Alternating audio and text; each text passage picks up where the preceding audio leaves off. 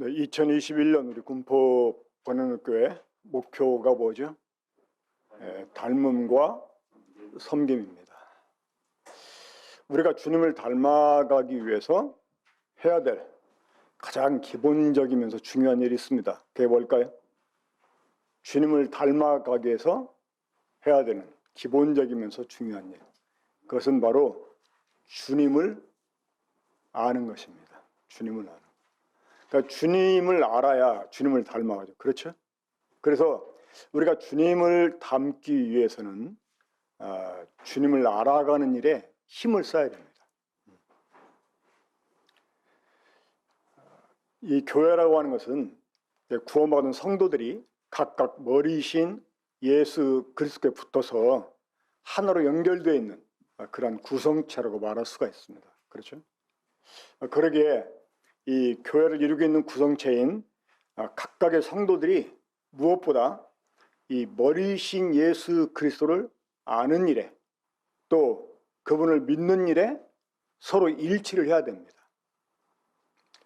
그래서 우리가 이 일을 위해서 개별적으로 주님이 누구인지를 아는 것도 중요하지만 함께 모여서 주님이 누구인지를 공부해 가는 것, 이거 참 중요합니다.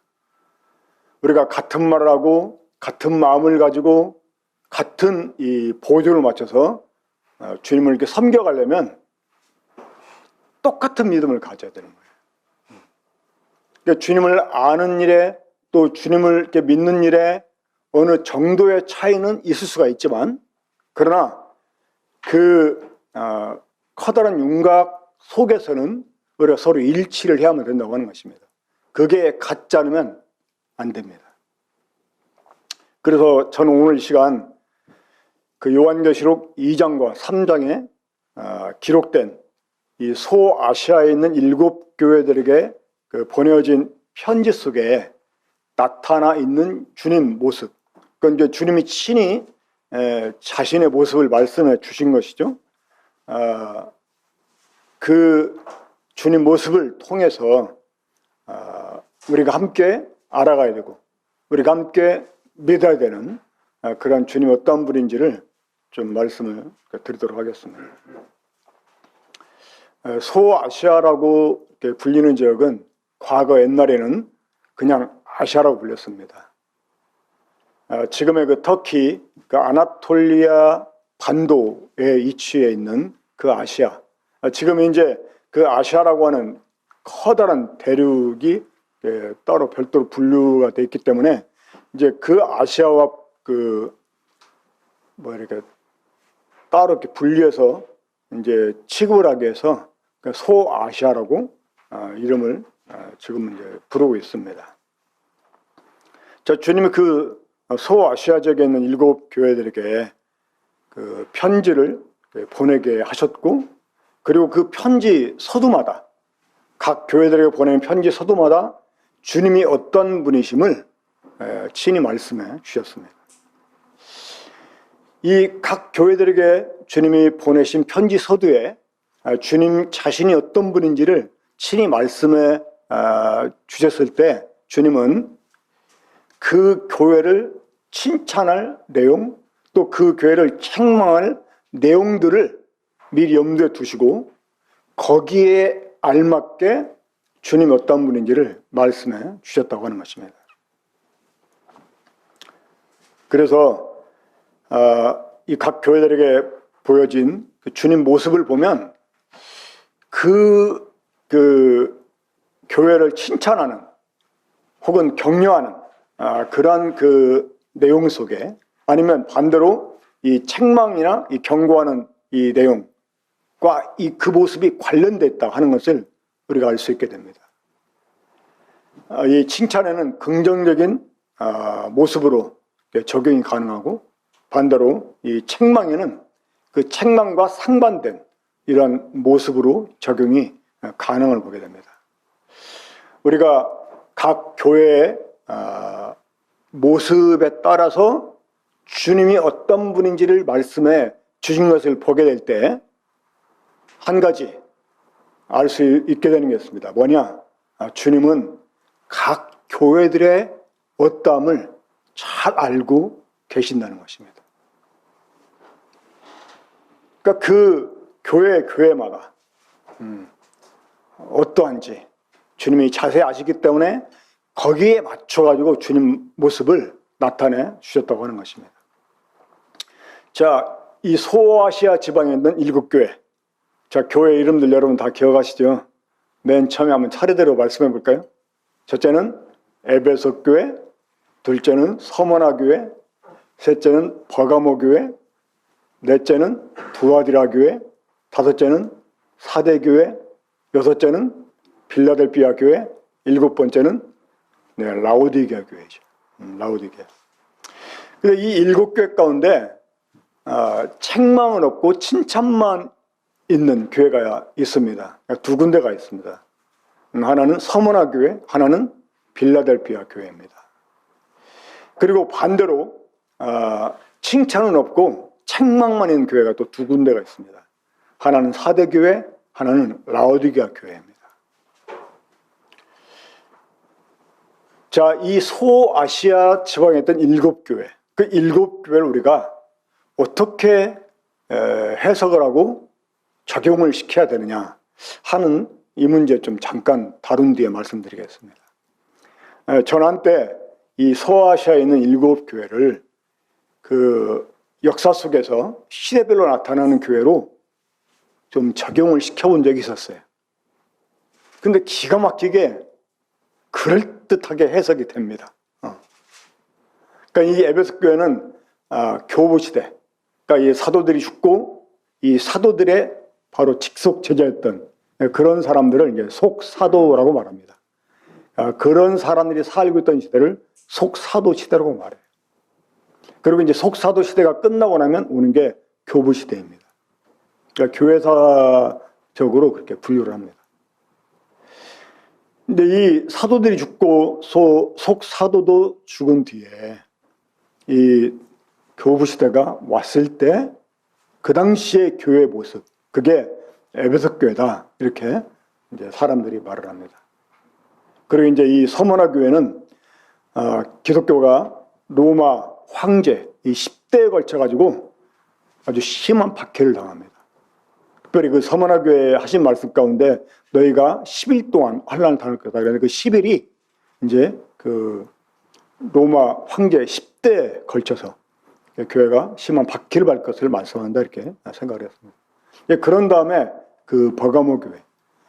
이제 이 버가모 교회는 기독교가 로마로부터 공인을 받고 이 신앙의 자유를 획득을 합니다. 그러면서 자연스럽게 이 교회 가운데 세상 권력이 들어오게 됩니다. 그러면서 이 우상과 이제 타협하게 되는 이게 이제 그 카톨릭 교회의 하나의 전초 모습이라고 생각이 되어질 정도로 이 이제 해석이 가능합니다. 그리고 이제 이 두아디라 교회는 본격적인 이 카톨릭 교회를 가리킨다고 말하고 있습니다. 특히 거기 나와 있는 그 이세벨, 그 이세벨이라고 하는 여자를 용납한 거. 그래서 마치 이제 이 마리아를 성모로 숭배하는 이런 그 카톨릭 교회의 모습을 보여준다고 또 해석이 가능해요. 그리고 이제 사대 교회는 종교 개혁 이후의 교회. 근데 말은 개혁인데 실제로 개혁이 안 됐어요. 이제 흔히 이 개혁주의, 우리나라 이 장로교회가 개혁주의를 피박합니다. 이 개혁이라는 말은 영어로 리폼드입니다. 리폼드. 이 리폼이라고 하는 것은 원래 형태로 되돌아가는 거예요. 그러니까 리라고 하는 말은 그 프랑스 르라는 말이거든요. 그러니까 르네상스라는 말이 여러분 들어봤잖아요. 그 르라는 말이 다시라는 뜻입니다. 다시. 그러니까 그 리폼, 그러니까 원래 형태로 되돌아가는 거예요. 이거를 다른 말로 그 back to the Bible, 그러니까 성경으로 돌아가자. 이게 개혁주의가 피박하는 것입니다. 근데 말은 개혁주의인데 실제는 개혁이 안 되고 있다. 그래서 이제 네가 살았으나 실상은 죽은 자다 하는 걸 이제 적용을 시킵니다. 그리고 나서 그 19세기에 일어난 부흥이 있었어요. 이게 이제 소위 브래들린 운동과 관련이 있습니다.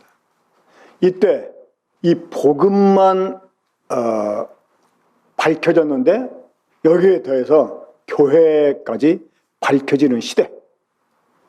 그래서 빌라델피아 교회를 이제 그런 식으로 또 적용을 시킵니다. 그래서 이 지방교회로 알려진 데는 이런 식의 해석을 해오면서 자기들이 빌라델피아 교회다 이렇게 말합니다. 그래가지고 그들은 스스로 자기들이 회복된 교회, 회복교회다 이렇게도 표현합니다. 그러니까 이런 입장은 우리 모임도 거의 비슷하게 취하고 있습니다. 그 다음에 라오디게아 교회인데 라오디게아는 현대 교회의 모습을 이렇게 보여줍니다. 그러니까 교회는 비대해졌는데 그 안에 주님이 안 계신 거예요. 사실 영적으로 피폐해 있는 이런 교회.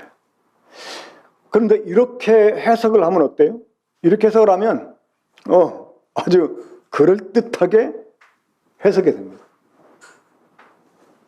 근데 이러다 보면 이 하나님 말씀을 우리가 아전 인수격으로 나한테 유리하게 해석하게 되는 이런 독선을 범할 수가 있습니다.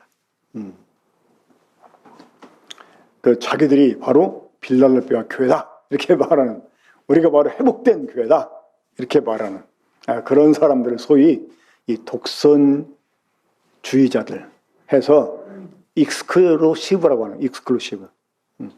우리 보면 크게 둘로 나누잖아요. 오픈 브레드린, 또 익스클루시브 브레드린. 그러니까 이 말이 폐쇄라는 말이 아니라 사실은 독선이에요, 독선. 자기들만 옳다고 하는. 저도 한때 이런 식으로 이 요한계시록 2장과 3장에 나와 있는 소아시아의 그 7교회들을 해석을 하고 또 우리들에게 적용을 시킨 적도 있었습니다. 하지만 물론 그것이 뭐 전혀 잘못됐다 이렇게 또 말할 수는 없어요. 그런 식으로 해석을 해서 적용을 시켜서 우리가 나름대로 교훈을 뭐 취할 수가 있다면 또 그 나름대로 유익을 얻을 수가 있기도 하다 이렇게 생각을 합니다. 하지만 이 소아시아에 있는 7교회는 같은 시대 또 같은 지역에 존재하고 있다고 하는 것입니다. 주님이 그 각 교회에 동시에 이 편지를 보내도록 하셨다는 것입니다. 우리가 이 점을 생각을 한다면 이 소아시아 지방에 있던 7교회는 오늘날도 동일하게 현존하는 교회들이다 이렇게 말할 수가 있습니다. 이 지구상에 지금 많은 교회라는 이름을 갖고 있는 곳들이 있지 않습니까? 그러니까 그런 교회들이 각각 서로 이 다른 모습들을 가지고 있을 수 있다는 것입니다. 그런데 보다 더 중요한 게 있습니다. 뭐냐? 한 교회가 그 교회가 처해진 상황에 따라서 또 바뀌어지는 환경에 따라서 교회들이 각각의 7가지 형태의 교회로 바뀔 수 있다고 하는 것입니다. 어떤 교회사가는 이 루터 있잖아요. 이 종교개혁을 주창했던 루터를 가리켜서 당대에 타락한 사람이다 이렇게 평가를 하는 사람도 있습니다. 물론 이제 루터교 사람들이 이 말을 들으면 아주 막 들리고 일어설지 모르겠습니다만은 어떤 교회사가는 그렇게. 왜냐하면 이 교회라는 것이 권력을 딱 갖게 되면 부패하잖아요. 이 기득권을 지키기 위해서. 맨 처음에는 이 영적으로 암흑이었던 이런 중세 가톨릭 교회 내에서 이 이신층이 믿음으로 의롭다함을 얻는다고 하는 이 놀라운 복음을 이렇게 밝히면서 이제 이 종교 개혁을 시도를 했는데, 물론 그 이전에도 여기저기에서 그런 그 개혁의 횃불을 들었던 사람들이 있었어요. 사실 루터가 시작한 건 아닙니다. 이제 루터를 통해서 그것이 크게 확산이 됐던 거죠. 하지만 이것이 이제 이 독일에서 자리를 잡게 되면서 이 카톨릭에서 벗어나고자 하는, 이 교황의 영향권에서 벗어나고자 하는 이 독일에서 이제 그 제후들이 이 루터를 후원하게 되면서 이 독일 내에서는 이제 입지를 다지게 되죠. 이제 그러면서 또 이 교회 역시 타락하게 됩니다.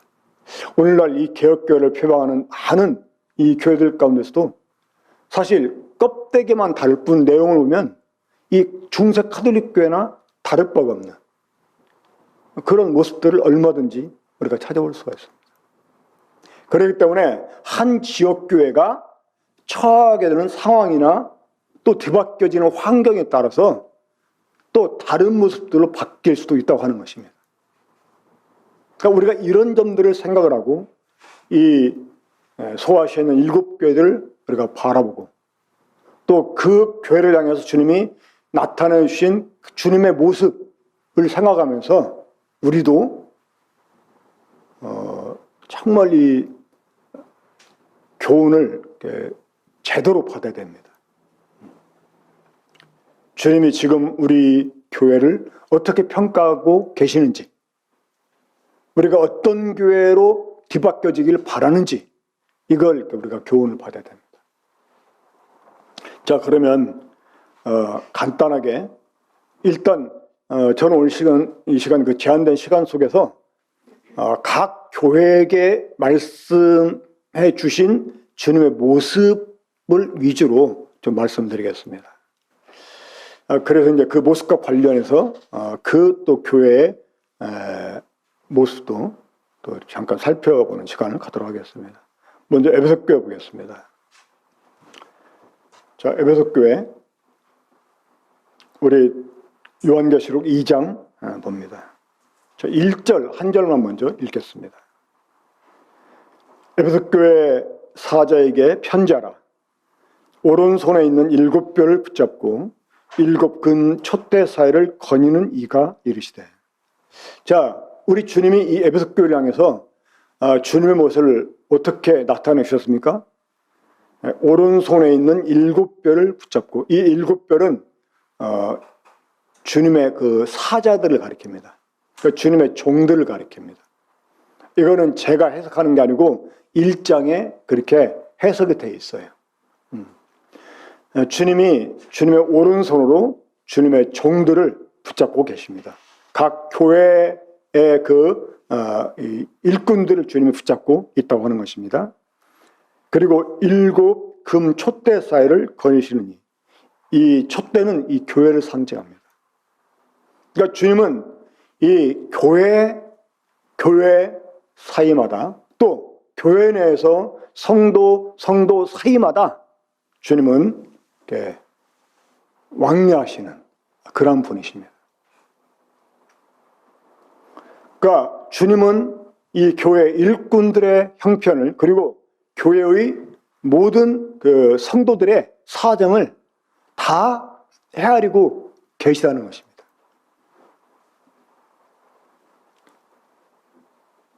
그러니까 이 자신이 붙잡고 계시는 일꾼들의 이 상태나 각 교회 성도들의 각각의 상태를 주님은 알고 계시는 분이라고 하는 것입니다.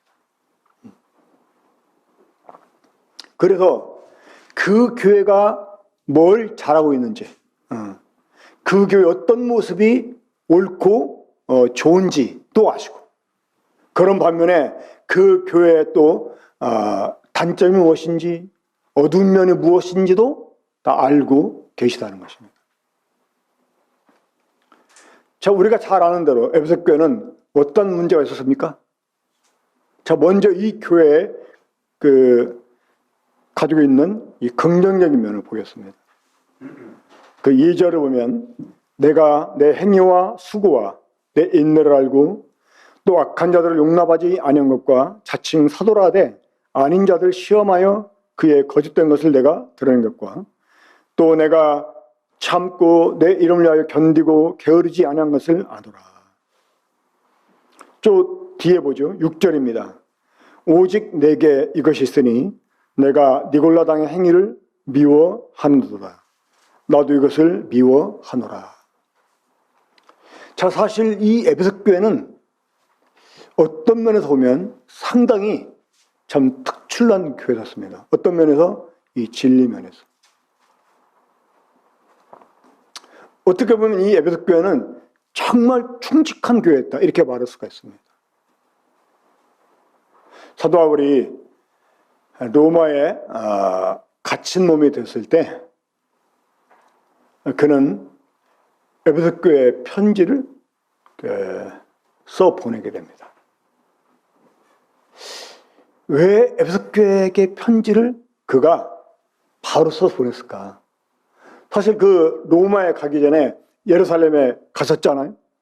근데 예루살렘에 가는 길에 이 밀레도에서 에베소 교회 장로들을 부릅니다. 그래가지고 유언과 같은 말씀을 남깁니다. 그 주된 내용이 무엇이냐면, 내가 너희를 떠나가는 후에 이리들이 너희 가운데 들어와서 양들을 아끼지 않을 것이요, 너희 가운데서도 성도들로 하여금 자기를 따르게 하려고 어그러진 말을 하는 자가 있을까? 한다, 이렇게 말을 합니다. 그러니까 너희들은 장로들이죠. 자, 이 말을 에베소 교회 장로들이 얼마나 정말 이 다윗을 사랑하고 막 소중히 여기는 마음으로 받아겠습니까?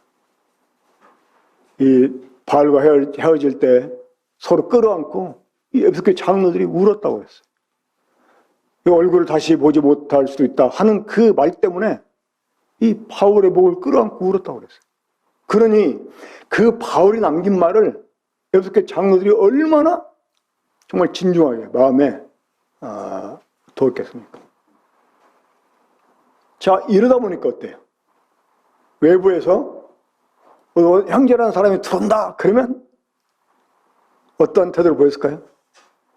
혹시 사도 바울이 말한 이리가 아닌가? 이렇게 경계하는 거예요. 쉽게 그 사람에게 문을 열지 않는 거예요. 계속 막 두고두고 점검하고. 그리고 같은 몸의 일꾼들임에 불구하고 그 사람이 올라가서 뭔가 말씀을 딱 전하면 왜 저런 소리 하지?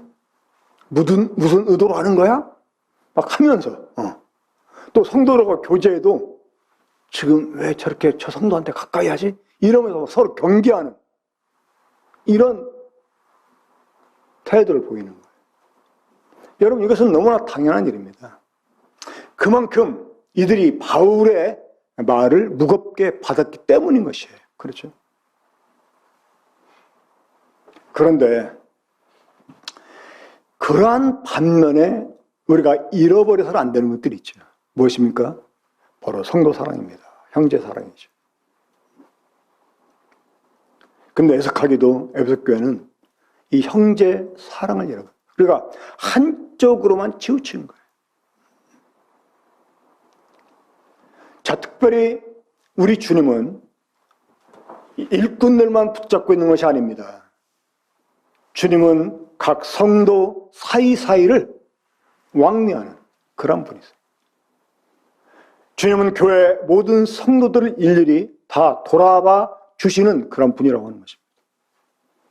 그렇기 때문에 우리가 이 진리를 지키는 문제, 힘을 써야 되지만, 왜? 그것이 교회의 거룩함을 지키는 길이기 때문에, 교회의 순결을 지키는 일이기 때문에 정말 이 진리를 지키는 일, 우리 힘을 써야 됩니다. 그런 면에서 보면 저는 보수주의입니다. 왜? 진리를 지키려고 하니까. 하지만 이 진리라고 하는 것은 사람들에게 생명을 주고 또 자유를 줍니다. 주님 요한복음 8장에서 말씀하시기를 진리가 너희를 자유케 하리라 이렇게 말씀. 진짜 진리는 사람들에게 자유를 줍니다. 이 사람들을 평가하고 정죄하고 하는 게 진리의 특성이 아니에요.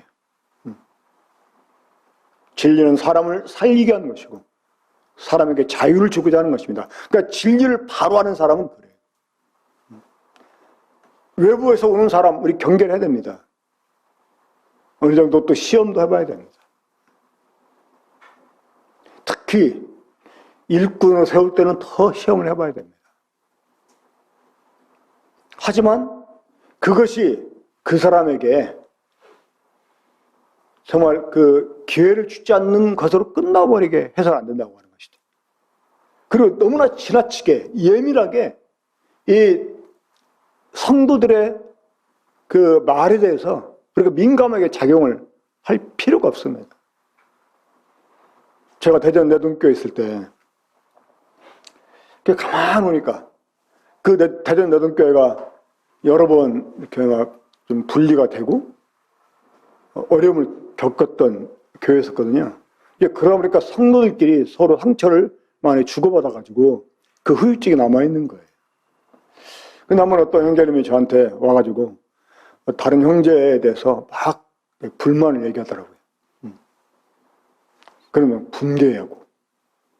그래서 이제 그 해당되는 형제를 만나가지고 교제를 했습니다. 어떤 분이 형제님이 이렇게 말하는 것 때문에 상처를 받고 정말 형제님에 대해서 이렇게 막 분노하는 마음이 있던데 왜 그런 식으로 말했냐. 그러니까 그 형제는 깜짝 놀라면서 자기는 그런 식으로 말한 적이 없다는 거예요. 더군다나 그런 의도로 말한 적이 없다는 거예요. 근데 그게 진심이었어요. 그러면 문제가 무엇이었습니까? 예. 그 말하는 사람은 아무 의도 없이 말한 건데요. 듣는 사람이 막 나름대로 막 왜 그렇게 말하지? 이게 무슨 뜻이지? 나한테 왜 그렇게 말했지? 이러면서 막 너무나 예민하게 반응해가지고요. 혼자 막 오해하고, 혼자 막 씩씩거리고 막. 그러니까 상처를 주는 사람 없는데 받는 사람만 생겨나는 거예요. 우리가 이제 이 진리만을 이렇게 또 따지게 되면 그럴 일들이 많아질 수 있다고 하는 것입니다. 그런데 진리는 사람을 살리게 한 것이고 사람들에게 자유를 주는 것이다. 그래서 이 사랑이 겸비되지 않으면 진리는 그 역할을 제대로 할 수가 없습니다. 사랑을 잃어버리고 진리만 외치게 되면 거기에서 나타나는 현상이 있게 됩니다. 뭐냐? 교회가 피폐해집니다. 정말 막 냉기가 있고 그리고 그러한 교회에서 생겨나는 두드러진 현상이 또 있습니다. 뭐냐? 분리. 이 분리가 돼요. 분리가. 그래서 일단 그 과거 이 형제교회라고 알려진 우리들의 그 모임의 초기 때의 모습을 일부 교회 그 사가들은 어떻게 평가하냐면 분파주의라고 말합니다. 분파주의. 계속 갈려지는. 자기들만 옳아요. 그래가지고 계속 분열됩니다. 이게 사랑을 잃어버린 교회의 모습이라고 할 수 있다고 하는 것입니다. 그러니까 우리 주님은 교회를 인도해가는 그런 일꾼들을 붙잡고 계시는 분뿐만 아니라 모든 성도 사이사이를 왕래하시며 살피시는 그런 분이라고 하는 것입니다. 그렇기 때문에 이 모임에 있는 성도들, 그 누가 됐든지 간에 우리는 정말 다 소중히 여겨야 되고 우리가 진리를 선포하고 진리를 지키는 이러한 과정 속에서도 이 진리의 그 목적이 뭔지 제대로 이해하고 이 진리는 사람을 살리는 것이고 자유를 주는 것이다 하는 걸 생각하면서 거기에 사랑을 늘 겸비해야 된다는 것을 잊어버려서는 아니 됩니다. 저 두 번째로 이 서문학교의 모습 보겠습니다. 우리 8절 보겠습니다. 저 서문학교에 향해서 주님이 나타내 주신 주님 모습. 8절 보겠습니다. 서머나 교회의 사자에게 편지하라. 처음이요 마지막이요 죽었다가 살아나신 이가 이르시되. 자, 이 서머나 교회는 주님이 어떤 모습으로 자기를 나타내 주었습니까? 처음이요 마지막이요 죽었다가 살아나시니. 이거 주님이 괜히 그 지역교회들에게 자기가 어떻다 하고 그냥 말씀하는 분이 아니에요. 다 의도가 있습니다. 주님이 나는 이런 사람, 나는 이러한 그 존재다 이렇게 표현해 줄 때는 그 교회의 모습과 관련이 있다고 아까 말씀드렸죠. 이게 다 의도가 있다고 하는 것입니다. 자, 이 서머나 교회는 책망은 없고 칭찬만 있었던 교회였습니다. 자, 이 서머나 교회 모습 보죠. 내가 내 환난과 궁핍을 알거냐. 주님은 각 교회마다 말씀하실 때 주님이 아신다 이렇게 표현하세요.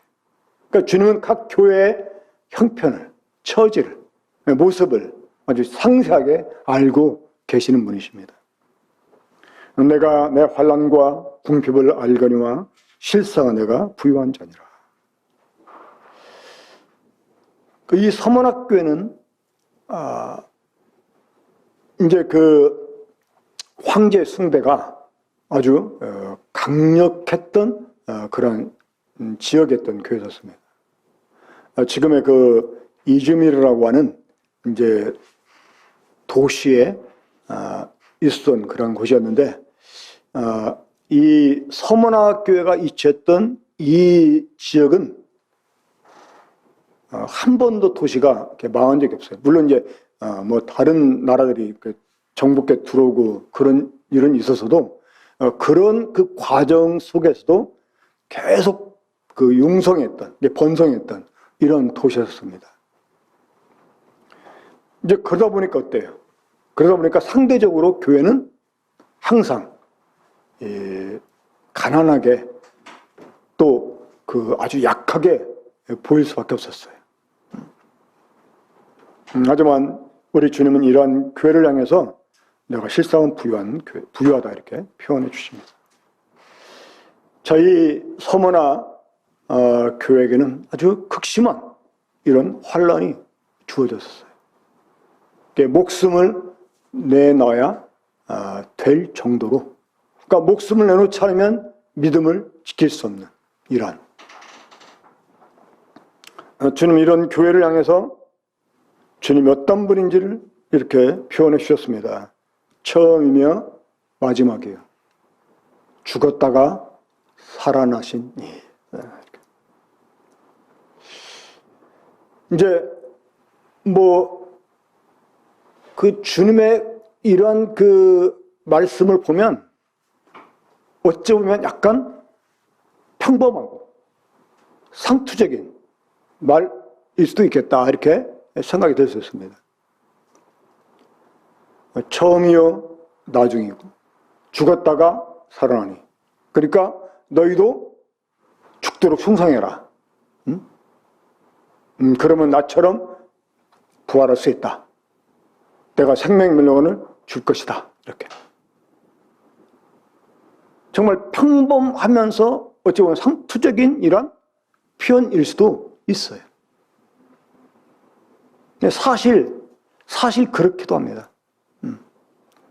저는 주님이 각 교회마다 이제 어떤 약속을 마지막에 주시지 않습니까? 이기는 자에게는 하면서 무엇을 주님이 주실 것을 약속하십니다. 그러면서 격려하시는 것을 보게 됩니다. 근데 이 주님이 서머나 교회에게 주신 약속 한번 같이 볼까요? 11절 중간 부분입니다. 이기는 자는 둘째 사망의 해를 받지 아니하리라. 이게 뭐예요? 저를 보세요. 이기는 자에게는 둘째 사망의 해를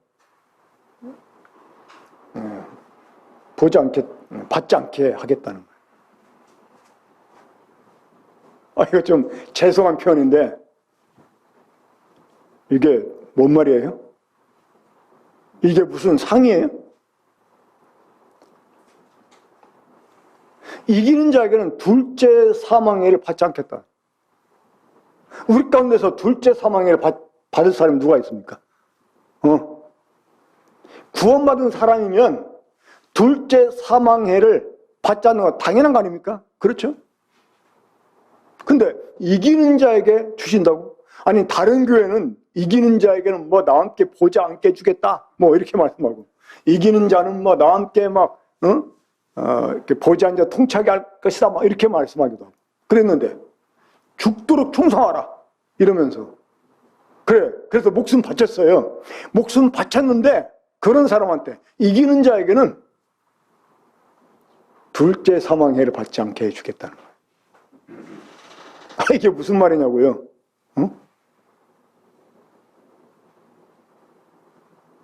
저도 맨 처음에는 의아했었어요. 근데 주님이 이 교회에게 보여주는 모습 보면서,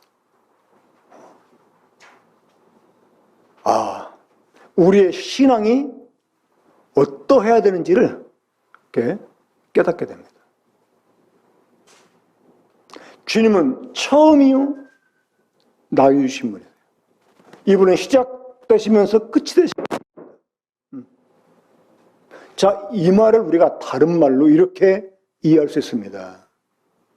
처음이고 뭐 나중이고 시작이고 끝이고 알파와 오메가고, 이게 시작만 있고 끝만 있다, 이런 의미가 아니라 사실은 언제나 변하지 않고 일정하다 하는 그런 의미도 있는 것입니다. 하나님은 처음이나 나중이나 똑같은 분이라고 하는 것입니다. 여러분, 이것이 우리의 신앙의 기본이 되어야 돼요. 우리의 신앙은 늘 일정해야 됩니다.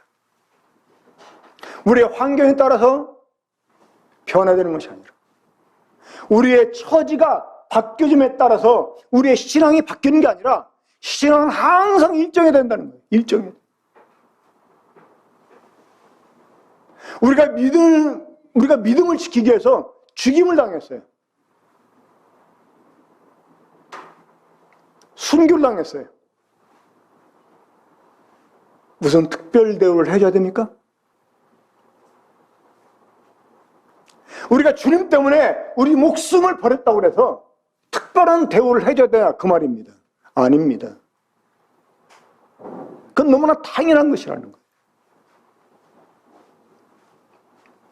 우리 환경과 처지가 바뀌어져도 우리의 믿음을 일정하게 지키다 보면 우리가 정복자가 될 수도 있고 순교자가 될 수도 있는 것입니다.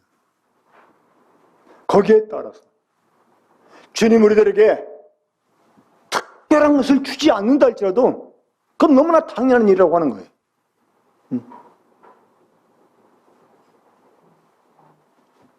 처음이요 나중인 분. 우리가 처음 주님 믿을 때 가졌던 믿음이나, 우리가 삶을 살아가면서 어떤 환경에 처하든지 간에 가지게 되는 믿음이나 일정해야 된다는 거예요. 일정해야 돼. 우리 주님은 그렇게 일정한 분이세요. 이 서문학교의 감독이었던 유명한 분 한 분 계십니다. 그분 앞에 붙는 수식어가 있어요. 순교자입니다. 바로 폴리카베라는 분입니다. 폴리카베. 이분이 믿지 않는 사람들 세계에서도 존중하는 분이었어요. 그 사람을 화형을 시키려고 할 때 이 화형을 받지 않게 하려고 그 사람을 자꾸 해유를 시킵니다. 해유를. 근데 이분이 거절합니다. 근데 이분이 거절할 때 했던 말이 아직도 유명한 예로 남아있습니다. 그분이 80세가 넘어서 순교를 당했는데, 내가 이렇게 80세가 넘게 살아올 동안 예수 그리스도는 나에게 한 번도 실망을 주신 적이 없다는 거예요. 그런 분을 내가 어떻게 실망을 시킬 수가 있느냐 이러면서 순교를 당합니다. 우리 믿음은 일정해야 돼요. 이럴 때 이렇게 저럴 때 저렇게 바뀌는 게 아니라 처음이요 나중에 죽어도 살아도 일정한 믿음을 갖는 것, 여러분, 이것이 주님 닮은 사람의 믿음인 것입니다. 이런 사람은 주님 앞에 가서 다른 거 바라지 않아요.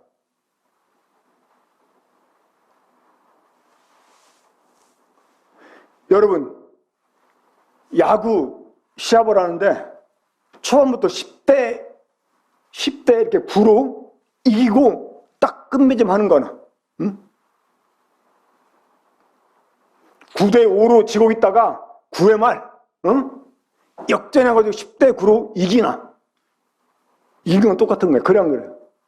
좀 극적으로 이겼냐, 그냥 평범하게 이겼냐, 이 차이가 있을 뿐입니다. 이긴 거 똑같은 거예요.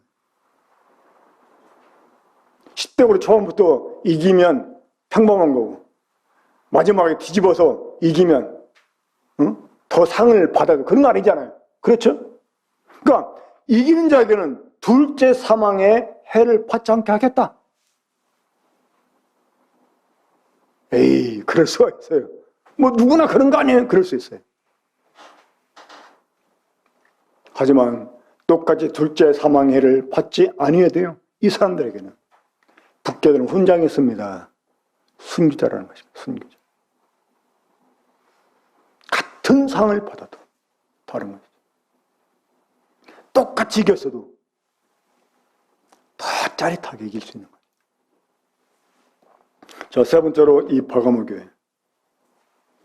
이 버가모라는 말이 헬라어로 얘기하면 페르가모스는 페르가모스. 페르가모, 여러분 많이 들어봤죠? 페르가모라는 거.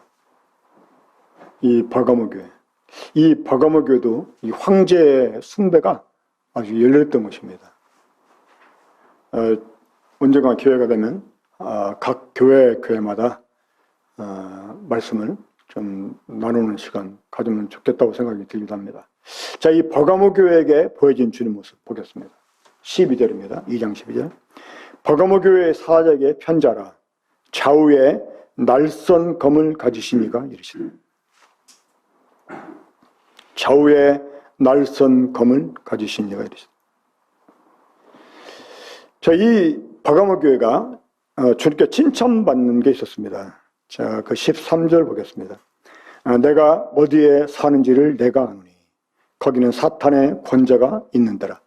이 황제의 숭배의 중심지였던 곳이었습니다. 내가 내 이름을 굳게 잡아서 내 충성된 증인 안티바가 너희 가운데 그 사탄이 사는 곳에서 죽임을 당할 때에도 나를 믿는 믿음을 저버리지 아니했도다. 이 버가모 교회도 순교를 당하는 일들이 있었습니다. 특별히 안티바라고 하는 말은 헬라어로 안티파스라는 말인데요. 이 안티라는 말은 대항하다라는 뜻이고, 파스는 모든 것입니다. 모든 것. 그러니까 주님 외의 모든 것, 진리의 모든 것을 대항하는 일. 그것이 황제랄지라도 대항하는 것. 그것 때문에 죽임을 당해도 대항하는 것. 이것이 버가모 교회가 받았던 칭찬 중 하나였습니다. 이 안티바라고 하는 한 성도가 그 우상 숭배를 거절하고 죽었을 때도 성도들이 믿음을 지켰다고 했었습니다. 그런데 여러분, 우리가 강한 것에는 반발심에서 강하게 맞설 수가 있어요. 그런데 그런 게 좀 길어지다 보면 우리가 나중에 슬며시 접근해 오는 것들과 타협하게도 반대로 용해질 수 있다고 하는 것입니다. 그러니까 이 회유하는 사람들이 보면 맨 처음에는 막 공갈 협박을 하죠. 그래가지고 막 사람이 두려워하게 되면 다 그걸 피할 수 있는 길을 제시해 줍니다. 그러니까 이렇게 강하게 핍박이 들어올 때는 거기에 딱 강하게 맞서기도 했는데, 이 사단이 전략을 바꿔가지고 타협을 은근히 제시하는 거예요. 자, 여기에 이제 책망을 듣게 되는 문제가 생겨난 것을 보게 되는데, 14절을 보게 되면 그러나 내게 두 가지 책망할 것이 있나니 거기 내게 발람의 교훈을 지키는 자들이 있다. 이 발람이 어떤 사람이었죠? 모압 왕 발락이라는 사람이 이 광야를 지나간 이스라엘을 저주하게 하려고 이 발람 선자를 초청을 합니다. 많은 돈을 주고.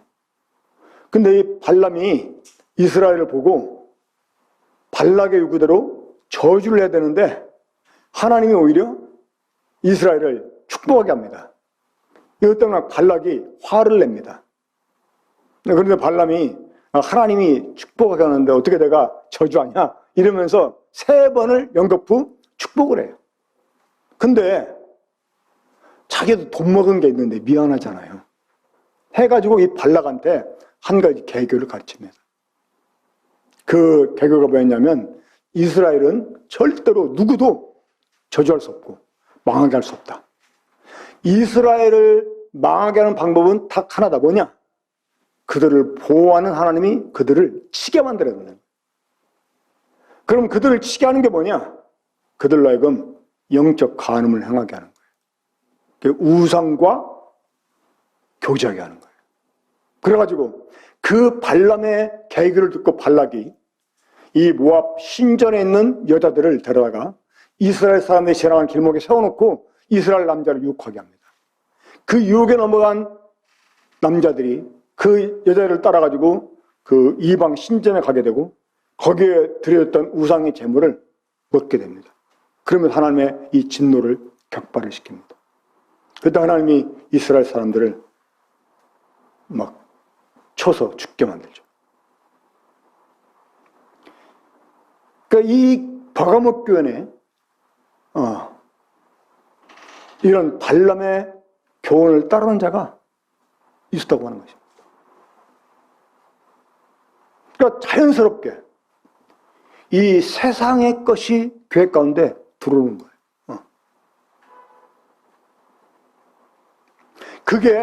그게 커다란 죄가 아니 될 수 있습니다. 맨 처음에는 이 교회사적으로 보면 이런 세속적인 것들이 교회 속에 들어오게 됐잖아요. 그러다가 완전히 이것들이 교회를 장악하게 된 때가 있었습니다. 그때가 이제 중세 천년 가톨릭 시대였었습니다. 그러니까 이 큰 환란에 대해서는 강하게 왔었는데 이제 이러다 보면 이게 피곤이 누적될 수가 있어요. 그러다 보면 이제 타협하게 됩니다.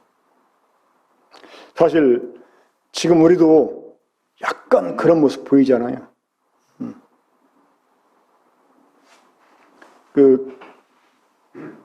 오늘 또 여전히 줌에 안 들어오고, 또 아니면 카톡방에도 출석했다고 알리지도 않고, 계속 그런 사람들 때문에 근심이 있습니다. 근데 맨 처음에는 막 교회 못 오는 게 안타깝고, 막 줌을 하는 것도 막 유튜브로 보는 것도 아쉽고, 근데 어느새 이제 그게 이제 편해집니다. 뭐 주일 아침에 막 설러서 준비 안 해도 되고요. 그냥 보이는 부분만 살짝 약간 이렇게 다듬은 다음에 그냥 카메라 앞에 앉으면 되는 거고. 세상 편하잖아요.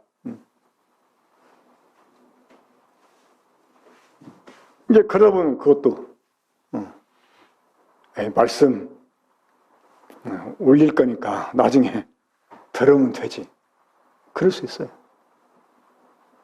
그러니까 이 버가모 교회가 큰 거에 대해서는 맞섰지만 이게 작은 것들을 하나씩 용납하게 됩니다.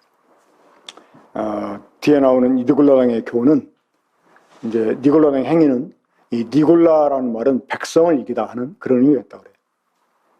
그러니까 앞선 일꾼들이 어떤 권위주의로 나가는 그것들, 또 그런 것들을 용납하는 것을 의미하게 된다, 이렇게 말할 수가 있습니다. 일단 이 교회에 관해서 말씀하는 게 아니라 주님 모습을 우리가 살펴보는 시간이니까 다시 주님 어떤 분인지 그 부분 집중하겠습니다. 자, 이 버가모 교회에 보여진 주님 어떤 분이었어요? 좌우에 날선 검을 가지신 이시며, 그 뒤에 보면 이런 말씀이 있어요. 회개치 아니하는 이 버가모 교회 사람을 향해서 주님이 주님의 입에 검으로 싸우겠다, 이렇게. 자, 이 버가모 교회의 이런 모습은 에베소 교회의 모습과는 대조적이다라고 말할 수가 있겠습니다. 내 진리가 흐려지는, 오히려 반대로 뭐 사랑 이러다 보면 이것도 용납하고 저것도 용납하고 이러다 보면 진리가 흐려지는 이제 그런 역작용이 일어나게 되죠. 이제 그런 교회를 향해 주님이 주님의 입에 검으로 싸우겠다, 이렇게 말씀하십니다. 그러니까 이 교회는 그 에베소 교회처럼 진리하면서 사랑을 잃어버리는 그런 폐단을 경계를 해야 되지만, 분명하게 진리에 의해서 교회가 이끌어져 가야 된다고 하는 것, 중요한 것을 보게 됩니다. 자, 이 두아디라 교회를 보겠습니다. 이 두아디라 교회 18절입니다. 두아디라 교회의 사자에게 편지하라. 그 눈이 불꽃 같고 그 발이 빛난 주석과 같은 하나님의 아들이 이르시되. 그 눈이 불꽃 같다. 그 발이 빛난 주석 같다.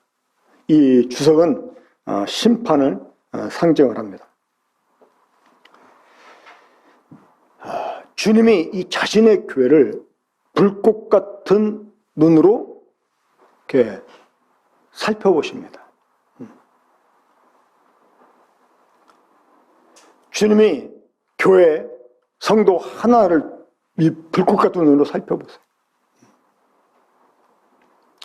그리고 빛난 주석 같은 모습으로 주님이 딱 성도 앞에 서 계십니다.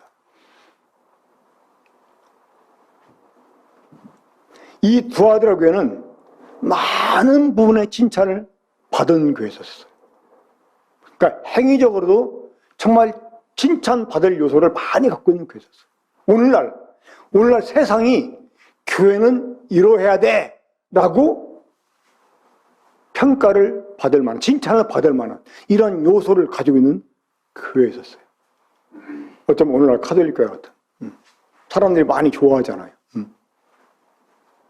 그 종교를 가지려면 카톨릭 교회 뭐 이렇게 말하기도 합니다. 그런데 이 교회는 사실 상당히 지금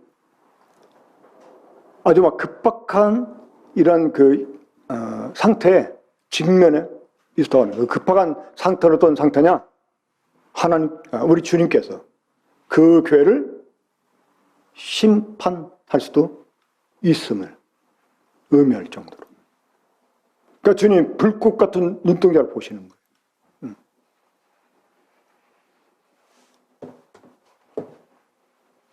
그리고 빛난 주석 같은, 주님은 흔들리지 않는 이 심판자로 딱 서 계시는 이런 모습. 그러니까 주님은 우리가 행하는 일들에 대해서 칭찬도 하시지만, 그러나 우리가 가지고 있는 선한 행위들이 완전히 상쇄가 될 정도의 이런 문제점 또한 우리가 가질 수도 있다고 하는 것입니다. 이 두아디라 교회의 문제점이 무엇이었습니까? 이세벨이라고 하는 여자를 운동하십니다. 이세벨은 누구였었습니까? 이 과거 북이스라엘 왕국의 왕이었던 아합이라는 사람의 아내였잖아요. 이 시돈 왕국의 공주였던 사람. 이 사람이 올 때 우상들을 가지고 들어옵니다.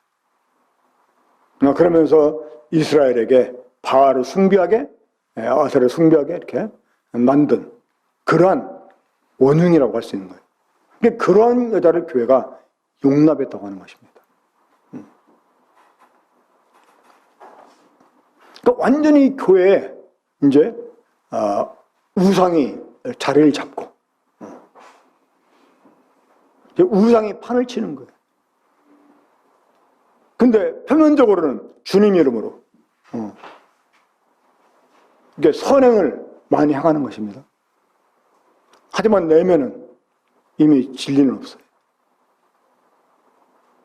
자, 다시 말해서 주님의 교회는 없고 주님의 교회 형태를 가진 이방 종교가 교회라는 이름으로 존재하게 되는 거예요.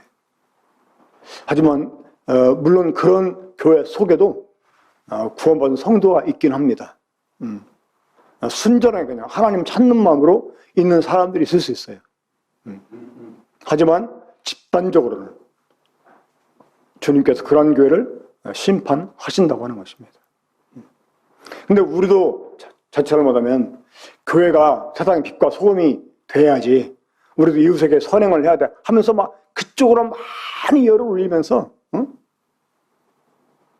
진리를 누가 얘기하면 뭘 그런 거고 따지냐고 이러면서 이제 막 그런 그 분위기를 갖다 보면 나중에는 이 성경을 말하면 오히려 그 사람은 좀 이상한 사람처럼 취급받게 돼요. 실제로 지금의 가톨릭이 그러지 않습니까?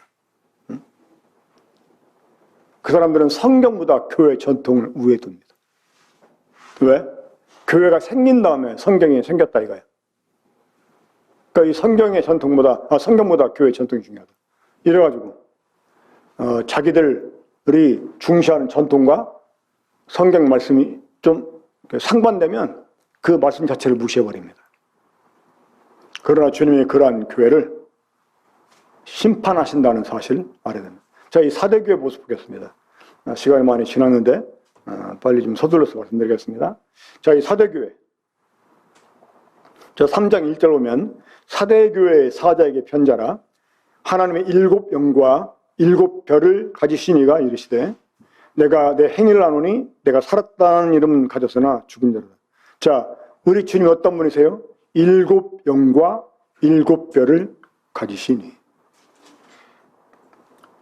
7이라는 숫자는 성경에서 완전을 가리키는 숫자다. 많은 사람들이 그렇게 이제 설명을 합니다. 7이라는 숫자는.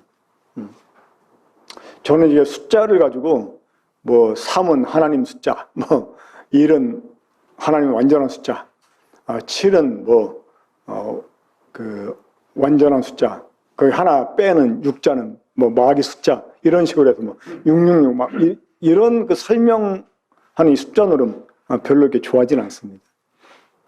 하지만 여기에서 우리 주님이 7 영, 7 별 이렇게 이제 말씀한 데는 그 7이라는 숫자가 특별한 의미를 갖고 있다라고는 또 생각이 되어집니다.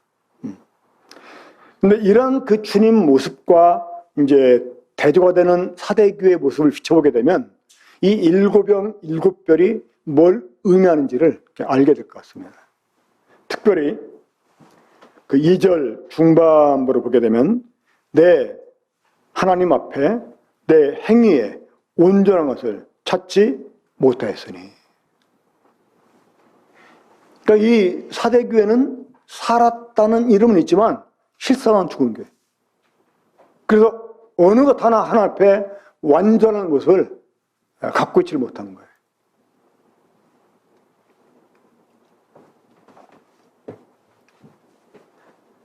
그래서 이런 말씀과 대조해 보게 되면 이제 7 영, 7 별은 뭘 의미할까요? 예. 우리 주님은 일하실 때 완전하게 일을 행하시는 분이다 하는 것을 우리가 이제 이해할 수 있게 됩니다. 그러니까 7 영, 7 별은 하나님께서 하나님의 영을 통해서 또 하나님이 세우신 이 사자들을 통해서 일을 행하시는데 완전하게 행하시는 분이시다 하는 걸 보여주는 거예요. 그러니까 이 교회가 하나님의 일을 행하는 데서 시작만 하고 끝을 보지 못하는 참 저 같은 경우도 그런 모습이 많이 있었던 것 같아요. 시작을 했으면 끝을 봐야 되고 그래서 완전함을 이렇게 이루어야 되는데 그 완전함을 이루지 못하는 어설프게 행하는 이런 것들 우리가 경계를 해야 된다고 생각을 합니다. 그 5절에서 보면 이기는 자는 이와 같이 흰옷을 입을 것이요 내가 그 이름을 생명책에서 결코 지우지 아니하고 이렇게 말씀했는데 이 이름을 지우지 아니하고 그 이름이 흐려지지 아니하고 라고 전에는 번역을 했어요. 그러니까 확실하게 정말 생명책에 이름이 있다고 하는 사람답게 확실하게 행동하라는 거죠. 믿는 사람답게 행동하라는 거죠.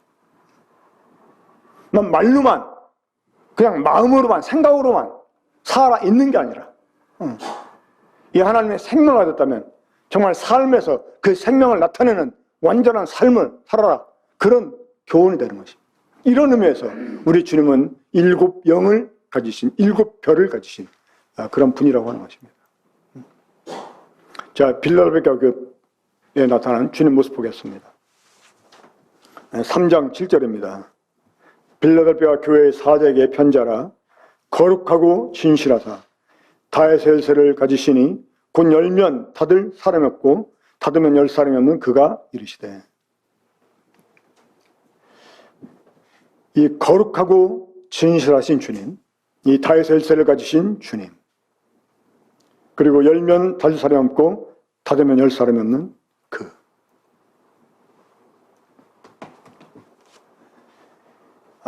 이 빌라델피아 교회 역시 사실은 좋은 환경이 있는 그러한 도시가 아니었습니다. 물론 이 도시 자체는 상당히 융성했어요. 하지만 성도들은 반대로 정말 궁핍했습니다. 그러니까 이 믿는 성도들이 감히 어떤 행사를 할 수 없는 이런 분위기가 이 도시 가운데 있었다고 하는 것입니다. 그리고 어찌 보면 이 믿는 성도들이 이 교회가 그 지역사회에 어떤 영향력을 발휘하기에 부족한 이러한 처지에 있었다고 하는 것입니다. 하지만 우리 주님은 이러한 교회를 향해서 자신은 어떤 분으로 말씀했습니까? 거룩하고 진실하사 다윗의 열쇠를 가진 분으로. 그리고 주님이 열면 닫을 사람이 없고 주님이 닫으면 열 사람이 없다는 거예요. 그러면서 이 교회 앞에 주님이 열린 문을 쓰셨다 이렇게 말씀하십니다. 자, 이 빌립보 교회는 빌라델피아 교회는 어떤 칭찬을 받았습니까? 이 교회는 작은 능력을 가지고도 주님 말씀을 지키며 이름을 배반치 아니한 교회라고 하는 거예요. 그러니까 비록 환경적으로나 그 처지는, 그 교회 상태는 연하겠지만 이 주님을 사랑하고 그 이름을 배반치 않았다는 거예요. 그러니까 주님이 이런 교회에 오히려 그 역설적으로 열림을 주신 거예요. 그러니까 정말 오히려 사람들에게 무시를 당할 만한 그런 교회였지만 오히려 영향력을 발휘하는 이런 교회가 되게 했다는 것입니다. 비록 적은 능력 가졌지만 주님의 이름을 배반치 아니하고 주님 말씀을 지키려고 한 이 교회에게 주님은 그러한 모습을 보여주셨다고 하는 것입니다. 때때로 제가 이제 우리 그 친척들을 위해서 기도할 때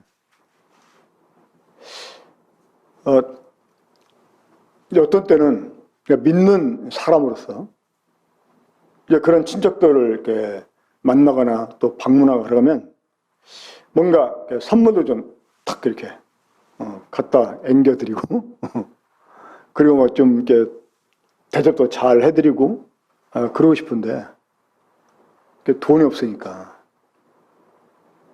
근데 이 사람들은 안 믿는 사람이니까 그런 그 환경적인 걸 가지고 평가를 하잖아요.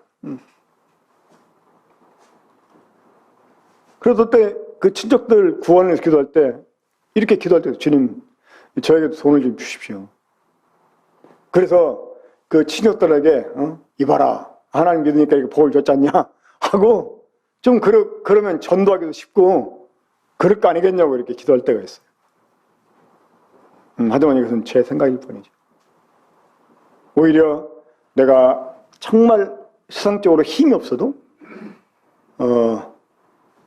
내가 주님을 진실하게 섬기면 주님이 오히려 나를 통해서 이러한 이 다윗의 열쇠를 갖고 계신 주님을 경험하게 할 수도 있다고 하는 것입니다.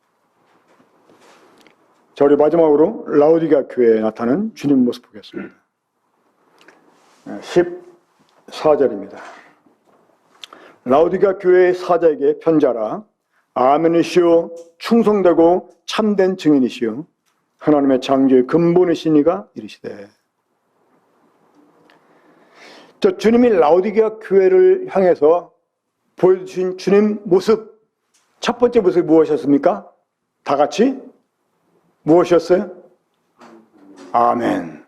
한번 다 같이 한번 해봅시다. 아멘. 아멘. 아멘. 아멘이 무슨 뜻입니까? 예. 그냥 간단하게 말하면 예입니다. 예. 예.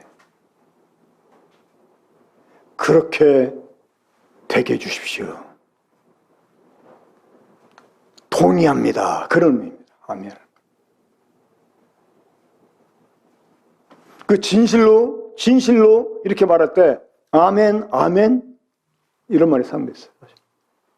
그러니까 아멘이라는 거예요. 진실. 또 예, 동의. 예, 그렇게 되길 원합니다. 이 주님이 라오디게아 교회에게 보여주신 이 아멘이란 모습은 그 교회하고는 완전히 대조가 되는 모습이었습니다. 주님의 이런 모습은 교회가 어찌 돼야 될지를 보여주는 거죠. 교회는 아멘이어야 돼요. 아멘. 무조건 아멘. 이 그리스도 안에 있는 하나님 약속은 언제나 예가 되고 아니라는 없다라고 말씀했습니다. 그 예가 아멘이에요. 아멘. 우리 군포 번영교회는 하나님 앞에 아멘인 교회다. 아멘인 교회. 우리 군포 번영교회 별명 아멘 교회로 칩시다. 아멘 교회. 아멘. 아멘. 하나님 말씀 앞에 아멘. 아멘. 예, 그런데요. 그러면서 예, 당연히 그렇게 해야 되는데요. 아니, 당연히 그렇게 해야 되면 해야지. 당연히 그렇게 하긴 해야 되는데요. 또 저도 하려고 하긴 하는데요. 이러면서 핑계대는 거. 이건 아멘 아닙니다. 그렇죠? 아멘. 아멘. 또 충성. 또 진실된 증인. 이게 라오디게아 교회는 없었어요. 라오디게아 교회는 어떤 교회였습니까? 뜨겁지도 않고 차지도 않는. 제가 한번 그런 말씀 드린 적 있는데 기억하시나 모르겠습니다. 그러니까 현대 교회 성도들이 잘 추는 춤이 있다고. 무슨 춤? 엉거주춤. 엉거주춤을 잘 춰요. 이것도 아니고 저것도 아니고. 근데 이것도 아니고 저것도 아닌 사람은요, 또 이것도 기고 저것도 기고 그래요. 그러다 보니까 어떤 상황 속에든 적응은 잘합니다. 근데 결코 주님을 기쁘시게 하지를 못해요. 그리고 영적으로는 정말 황폐한 이런 삶을 살게 됩니다. 자, 그리고 주님이 자신의 모습을 나타내 주신 마지막 모습, 하나님의 창조의 근본이시라는 거예요. 하나님의 창조의 근본. 이 하나님의 창조의 근본이신 이분. 이 말은 뭡니까? 이분 자체가 원리가 된다는 거예요. 이분 자체. 이 교회는 예수 그리스도의 어떠하심과 같아야 돼요. 이 교회 성도들의 삶은 바로 주님에 의해서 좌지우지가 되어야 된다는 것입니다. 이분은 창조의 근본된 분, 우리의 삶의 근본된 분. 이런 주님 모습이 교회 가운데서 사실 보여야 됩니다. 많은 시간 제가 사용해서 죄송합니다.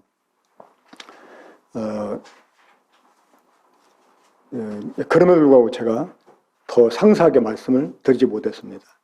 언제 기회가 되면 한 교회 이렇게 더 상세하게 살펴서 우리 교회 가운데 주시는 교훈을 함께 나눌 수 있게 되기를 바랍니다. 아무튼 이 소아시아 지방에 있는 7교회에 보여진 우리 주님 모습, 이 모습은 교회가 어떠해야 되냐 하는 것을 보여주는 그러한 강력한 메시지다라고 말할 수가 있습니다. 우리 모든 성도가 이런 주님을 제대로 이해하고 이런 주님을 본받으려고 하는 일에 함께 힘을 써야 됩니다. 그리고 이런 일에 서로 가르치고 우리가 도움을 주고 세워야 됩니다. 이렇게 말씀이 끝났어도 여러분 항상 이 말씀 기억하고 7교회에 나타나 주신 주님 모습 늘 묵상하면서 우리 교회가 그런 주님 모습 함께 기도하는 그런 시간들을 가졌으면 좋겠다고 생각이 듭니다. 우리 기도하고 마치겠습니다. 우리 살아가시는 아버지 하나님, 우리들에게 하나님의 비밀인 그리스도를 알게 해주시고 또 그리스도의 비밀인 교회를 알게 해주신 것을 감사드립니다. 이 교회가 어떠해야 되는지를 오늘 교회들에게 보여준 주님 모습을 통해서 또 우리에게 교훈해 주시니 감사를 드립니다. 아버지 하나님, 우리 군포 번능교회가 주님의 책망을 들었던 많은 교회들과 같이 책망 들 것이 많은 그런 교회인 것을 참 고백치 않을 수가 없습니다. 아버지 하나님, 저희들을 용서해 주시고 저희들을 고쳐주시길 바라고 또 주께서 보실 때 칭찬하실 것도 있음을 저희가 아옵나이다. 우리 교회 가운데 두루 정말 행하시며 교회 형편을 아시는 주님, 정말 그러한 주님의 기뻐하심이 어떤 것인지 우리 모두가 다 온전히 이해할 수 있게 해주시고 그래도 우리 교회가 그런 주님 모습으로 점점 변화돼 갈 수 있도록 서로를 격려하고 세우는 그런 우리 성도들 될 수 있게 주시기 원합니다. 주님이 어떤 분인지를 늘 묵상하고 잊지 않게 주시길 바라옵고 이 모두를 주 예수 그리스도 이름으로 기도합니다. 아멘.